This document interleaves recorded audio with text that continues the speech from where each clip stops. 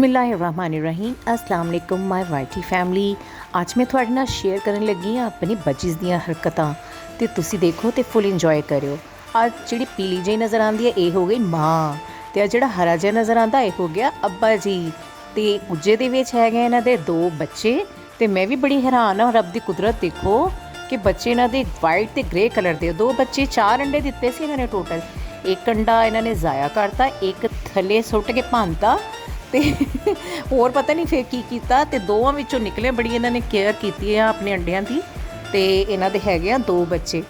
ਹੁਣ ਇਹ ਤੇ ਮਾਸ਼ਾਅੱਲਾ ਬੜੀ ਹੱਸੀ ਖੁਸ਼ੀ ਰਹਿ ਰਹੇ ਆ, ਲੇਕਿਨ ਵਿੱਚ ਨਾ ਕੋਈ ਜੈਲਸ ਵੀ ਹੁੰਦਾ ਤੇ ਇੱਕ ਜੈਲਸ ਪਰਸਨੈਲਿਟੀ ਇਹਨਾਂ ਦੀ ਫੈਮਿਲੀ ਦੇ ਨਾਲ ਵੀ ਅਟੈਚ ਵਾ।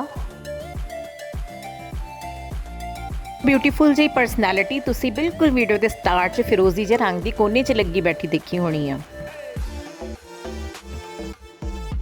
ਆ ਦੇਖੋ ਕਿੱਦਾਂ ਸਿਰ ਕੱਢ ਕੇ ਦੇਖਣ ਲੱਗਿਆ ਹੋਇਆ ਸੀ ਤੁਹਾਨੂੰ। ਆ ਦੇਖੋ ਮਾਸ਼ਾਅੱਲਾ ਅੰਮਾ ਅੱਬਾ ਬੱਚੋਂ ਕੇ ਸਾਥ ਬੱਚਿਆਂ ਦੇ ਨਾਲ ਹੀ ਕੁੱਜੇ ਦੇ ਵਿੱਚ। ਆ ਦੇਖੋ ਮਾਸ਼ਾਅੱਲਾ ਕਿਸ ਤਰ੍ਹਾਂ ਖਿਲਾ ਰਹੀ ਹੈ ਆਪਣੇ ਬੱਚਿਆਂ ਦੀ ਨਿਗਹਿਦਾਸ਼ਤ ਕਰ ਰਹੀ ਹੈ, ਉਹਨਾਂ ਨੂੰ ਕਿਸ ਤਰ੍ਹਾਂ ਖਾਣਾ ਖਿਲਾ ਰਹੀ ਹੈ। ਦੇਖੋ ਕਿਸ ਤਰ੍ਹਾਂ ਪਾਲਦੇ ਆ, ਜਿੱਦਾਂ ਇਨਸਾਨਾਂ ਦੀਆਂ ਮਾਵਾਂ ਪਾਲਦੀਆਂ ਉਸੇ ਤਰ੍ਹਾਂ ਇਹ ਵੀ ਆਪਣੇ ਬੱਚਿਆਂ ਦੀ ਬਹੁਤ ਕੇਅਰ ਕਰਦੇ ਆ। ਰੱਬ ਦੀ ਕੁਦਰਤ ਦੇਖੋ।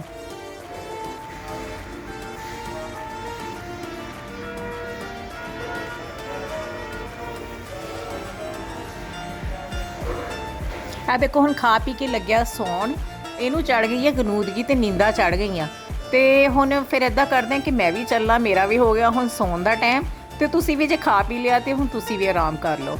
ਅੱਛਾ ਜੀ, ਤੁਹਾਡਾ ਵੀਡੀਓ ਤੇ ਆਉਣ ਦਾ ਬਹੁਤ ਬਹੁਤ ਸ਼ੁਕਰੀਆ। ਮੇਰੇ ਚੈਨਲ ਨੂੰ ਲਾਈਕ ਸ਼ੇਅਰ ਐਂਡ ਸਬਸਕ੍ਰਾਈਬ ਕਰਨਾ ਮਤ ਭੁੱਲਿਓ ਤੇ ਬਹੁਤ ਬਹੁਤ ਮਿਹਰਬਾਨੀ। ਅੱਲਾ ਹਾਫਿਜ਼।